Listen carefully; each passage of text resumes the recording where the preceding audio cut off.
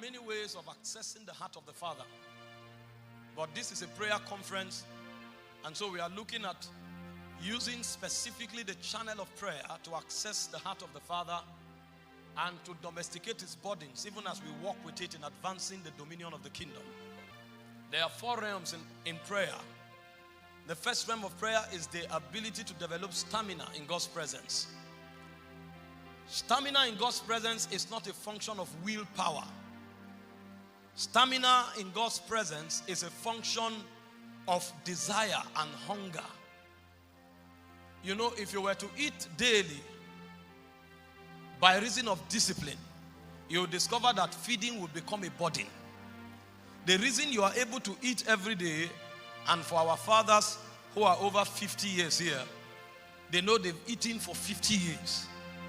No discipline can be sustained for 50 years. It has to take an economy that is deeper than discipline, something that is ingrained in your DNA to sustain effortlessly a lifestyle for 50 to 70 years. And that economy we come to understand in the frequency of life to be the economy of hunger and desire. So every day of your life, by reason of hunger, a time comes in the day that that alarm goes on and you cannot but eat something. Stamina in God's presence is not an act of discipline. You can begin with discipline, but as you progress in your journey with God, you will discover there will be an activation on your inside. Your spirit man will be quickened, and there will be hunger for God's presence. You will not be doing it just because you want to do it, but there will be a provocation in your spirit that draws you to the presence of God. When that protocol is activated, you will discover that staying in God's presence will no longer be something you put so much effort to achieve. It will be something you do the way you breathe every day. It means life have taken a hold on you as touching the pathways of intimacy. The first protocol of prayer is the protocol of stamina. There are many people that have built so much stamina with God that they can stand in God's presence from morning till night. There are those who can be there for many days. These are the friends of God. These are the people that have access to the heart of the Father.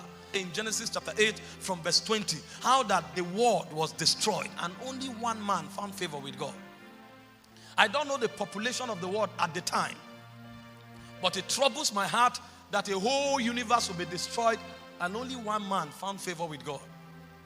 So when I contemplate it in our world today, I begin to wonder how many men have favor with God.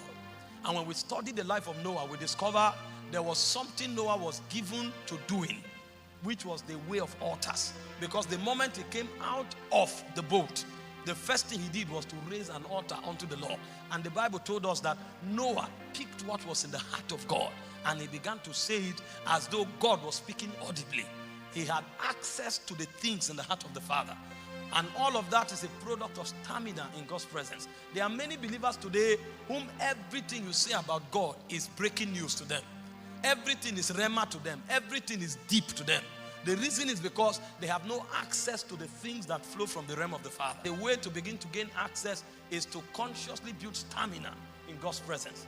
I said the second realm of prayer is the realm of ascension. When a man begins to tarry in God's presence, something happens to him. He begins to receive access to things and to dimensions that are not captured within his earthly context. There are many things that happen on earth. There are many information flying everywhere. As we are talking now, television signals are passing through this room. Radio signals are passing through this room. The reason you can't access it is because your ear is not tuned to that frequency. But when you get gadgets that can trap that frequency, you will discover you will capture images that are not within this perimeter. Something happening far away in a studio somewhere, very distant from you. It can even be in another nation. But because you've tapped into that frequency, you are able to bring those graphics and those pictures to this very auditorium. Why? Because you have accessed that signal.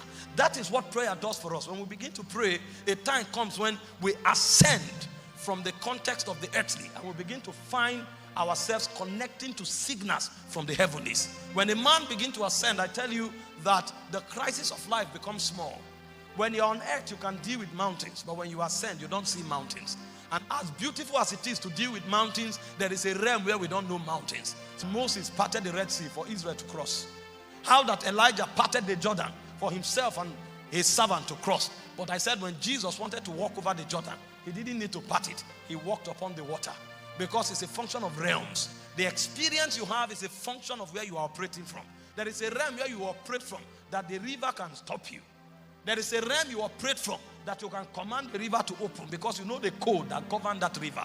And there is a realm where you function from where you can literally walk on the water as if it doesn't exist. Nothing is impossible. It's just a function of height in the spirit. So when we begin to pray, one of the many things prayer does for us is that it causes us to begin to gain ascendancy. And authority in this kingdom is a function of height. That's why, legally speaking, we are seated with Christ Jesus in heavenly places. Because it is in height that we rule in this realm. Number 3, when you begin to engage prayer so intentionally, what happens to you is that your spirit man becomes still. It is in the place of stillness that you can begin to receive spiritual things. It said, be still and you will know the salvation of God. Exodus 14:13. You can hear about God. God can be preached to you. You can read about God in a book. But if your spirit man is not still, you will never know him. And the way you know whether you know God or not is not in your ability to recite him. It's not in your ability to preach him. It's rather in your ability to bring him on the scene. If you cannot bring God on the scene, everything you know is story. When crises confront you, they prove that you know God is that you can bring God on the scene and change situations. When a man does not have the capacity to bring God on the scene, even if he's a preacher, he doesn't know God. He only knows about God. It's one thing to know about God and it's another thing to know God. Knowing God is experience. It's not cognitive knowledge. It's experience. I can know pastor's wife because I know about her profession. There is no way I can know her like her husband.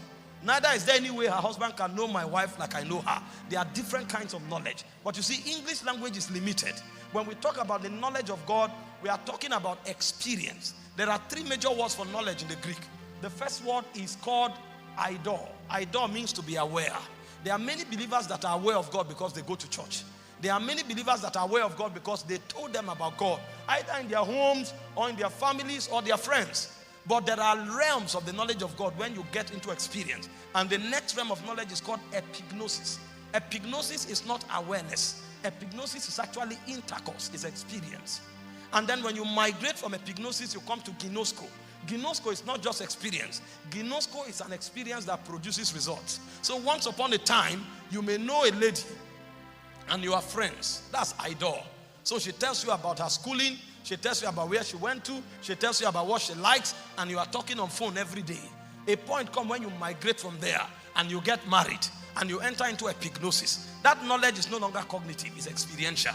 And a point comes when that knowledge migrates into ginosko. And it's no longer just experiential. A child comes out of it. And the child that comes out of that union is a hybrid of the two of you. So that child is a testimony of the knowledge that exists between you. So when a man knows God in stillness, what happens to that man is that the products of his life will be a revelation of the God that he knows. So when that man speaks, situations are turned around. Not because he labored, it's just the knowledge producing results. Things can be going wrong. That man comes and said, it is well. The results of his testimony or his statement is a proof that he knows God. It is well for him. It's no longer English language trying to console you. It is well will calm the storm. So the disciples were in the boat and there was chaos everywhere. Master, carest not thou that we perish? And he woke up and he said, oh ye of little faith. And he said, peace be still. Peace be still is not to encourage you. Peace be still is actually a commandment to the wind. Go back. And the wind heard him. The wind heard him because he knows the Father and the Father knows him. So when you see the results of men, it's not a product of stories. It's an experience with God. This building is a testimony of knowledge. This building standing here is a testimony of knowledge. You can do the same thing the God servant does, but your results will be different. The quality of result a man has is a testimony of his depth of knowledge of God. So results actually are an affirmation of our knowledge of God. And our knowledge of God is a function of our stillness in God's presence. This is why prayer is a key to results. When a man wants to gain results, he must pray to a realm of stillness. So the dimension of the knowledge of God that provokes that result is imparted. And when that man comes out, himself becomes an embodiment of that result. Stillness is the third realm of prayer. And you reach the realm of stillness, then you get into the realm of administration. It's in the realm of administration that God can deliver his burdens to your hand. There are many people who are preachers in Ghana. Very few are advancing the agenda of God. Because the secret of God is not with the preacher. The secret of God is not with the guy who went to Bible school. The secret of God is with them that fear him. He will show them his covenants. There are many people who have not come to the realm where the fear of the Lord is an administrative reality. There are many people who have not come to a point where God can commit kingdom to their hands. So they are doing so much, and the much they are doing can look beautiful, but God is not in it. When God commits kingdom to a man's hand, it means that man has graduated very far in the spirit. So when you go home and in this month you want to learn how to tarry in God's presence, you will realize how rusty you are. And how rusty you are will be a proof why you say things and they don't happen. And somebody else say things. We don't get results because we are prophets and apostles. We get results because we are believers that engage the principles of the kingdom. You are first of all a believer before you are called into an office. And every believer is entitled to dominion. The problem is that we don't engage the provisions that are made available to us. This is where the crisis of the believer is. When you want to engage these things, these simple things I have shared, you will be amazed that for some of us, it will take us 6 months to begin to learn it. For some of us, it will take us 1 year to begin to learn it. I know how I labored to build stamina in God's presence. As a young and charismatic person, I was full of ideas. I will go to pray and for 2 hours, my mind is wandering everywhere. And sometimes I off the light in my room for everywhere to be dark. And I cover my face on the pillow. I didn't know my mind is not restricted by the pillow. My mind is wandering on campus, wandering in the market. Everybody I met, everything, as if there is a trumpet in my ear. And sometimes I just wake up, I go to the parlor, I carry a book from the shelf, I put it on the other shelf. I just open the door to look at the sun. What is it afternoon, is it evening? I just want to distract myself. It took months of consistency to be able to stay in the place of prayer and to be there for 3 hours, to be there for a whole day. And the point came by practice. A point comes when I can be indoors for 7 days. And it's not an issue. And you master these things, even the things you are not concerned about, God will come to tell you. You'll be in your room, God is telling you about another family. This is what is happening there. Pray about it. What is my business with the family? You have become a divine administrator. You have joined it. This is where men get rank in the realm of God. You are sleeping in your room around 1 a.m. and an angel of the Lord tap you. Say, wake up, pray. Why am I praying? Sometimes he doesn't even tell you. And after 3 days, he tells you somebody was about to be killed. So your prayer was to provide mobilization for angels to walk. So the salvation of that person was predicated upon your sensitivity in the spirit. That even when you are asleep, you are still sensitive. And God wakes you up, you pray till morning. Sometimes you won't even know why until you get to heaven. And God will tell you, I needed you to complete a quorum because I wanted to visit Afghanistan. And there were 12 men standing. I needed 14 men. So you made up the number. Out of these 14 men, they may be in 14 different nations. So God doesn't need the preachers in Ghana to create change in Ghana. By prayer, he can create a quorum from 15 nations of the world. And things will happen in Ghana, you'll not be aware. You see, Epaphras is one of you, a bond servant of Christ, laboring fervently for you in prayers, that you may stand perfect and complete in all the will of God. Church was booming in Colos. Epaphras was not in Colos. You have entered into divine administration. But it will take months. If you know what spiritual heritage is about, that's when you will explore this dimension. Unfortunately today, we are not taught about our wealth in the spirit realm. Imagine God wants to destroy Sodom. And God wanted to save Lot, but there was no means by which God will save Lot.